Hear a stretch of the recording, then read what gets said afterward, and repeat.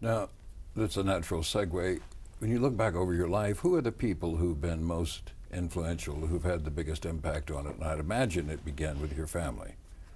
Oh, surely it began with my parents and my grandmother, with the people closest And your aunt. to me, Aunt Selena. What that illustrates to me is how important it is for children to be surrounded by a family of some kind. It doesn't need to be my extended family. I was very fortunate. But when I see what has happened to children today, the importance of family to the survival of black people over the centuries and the decades becomes clearer to me than ever. When you consider that African Americans had nothing but their family and their church, the government not only didn't care about them, but was working against them.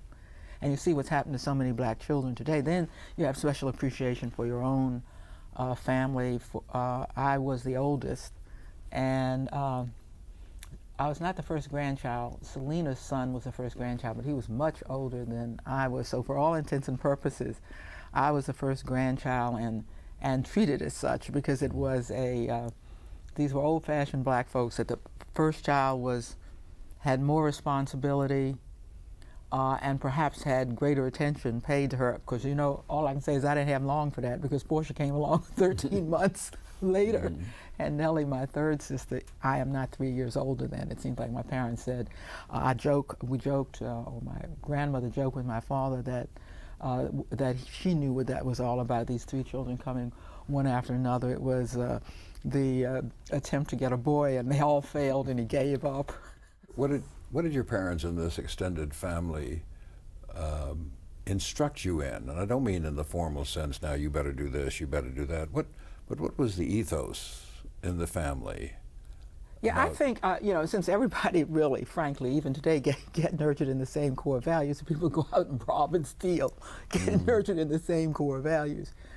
I think that if I look at myself and try to say, what is it that they instilled in you besides the normal do unto others as you would have them do unto you? I mean, what does that mean if you have three sisters and you are sharing or wanting yours and she wants hers and you fight? So, I mean, I don't think those things resonate until later in life, when you're forming a larger sense of who you are. But what did resonate very early in my life was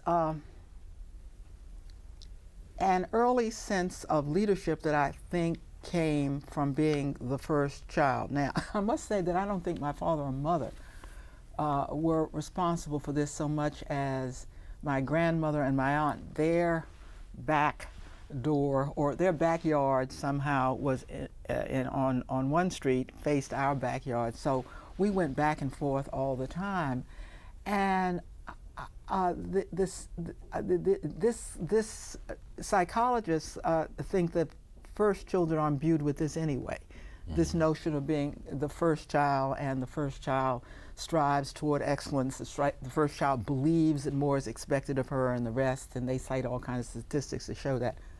I don't know about that. All I know is that was in fact the case in my case, that I had a head start because my grandmother never said, you were the first child and this is what you're supposed to do. But there are devices I absolutely remember that now seems to me were to imbue me with a sense that I had a special responsibility. What kind of devices? Well, the one that I think is most transparent is when she sent me to the store. I think it was for some meat and or some chops. And I came back and she said, well, Eleanor, how did you, I mean, I was only about 7 years old, sent to the Safeway. She said, Eleanor, tell me about how you got him to give you these chops. This was in the Safeway, had an actual butcher behind the counter. And I said, well, he asked me which did I want, and I said, I don't want that one, I want this one and this one. Well, and I brought them home. Now, I remember sitting, this is one of many instances, but as I say, now that I look back on it, this one is particularly transparent, in the summer and spring. after school, I would often sit with my grandmother on the front porch, and there were some orange and green chairs, rocking chairs, and we'd rock, and everybody goes by and knows everybody, and you pass the news of the day. And the news of the day for days running was, let me tell you what this child did today. Well, I sent her to the Safeway, and and the man, she'd never been before. This was her first time.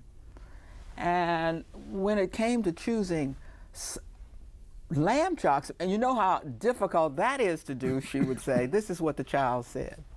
Now here I am sitting there, rocking right with my grandmother, looking at her, listening to her brag on me that way. She didn't say to me, what a wonderful child you are. Ooh, you showed great discrimination in doing that. She told other people about it. And somehow that said to me, well, my goodness, that's a stand. I think it said to me, that is a standard I must try to meet more often. So the lamb chops lesson is in effect a lecture given to others that you hear. Just news that given is to a others. reflection of how you ought to behave and what you ought to do in the future and how you ought to comport yourself. As opposed to a didactic notion of either this is how you do it, or this is wonderful that you have done. She asked me what had happened. I told her what had happened. She then told everybody block what had happened. And I think, like grandmothers are said to have, she had a certain kind of wisdom that parents often don't bring when they are trying to tell children what to do, because they are responsible for discipline. My grandmother wasn't so much, I don't remember being disciplined by her.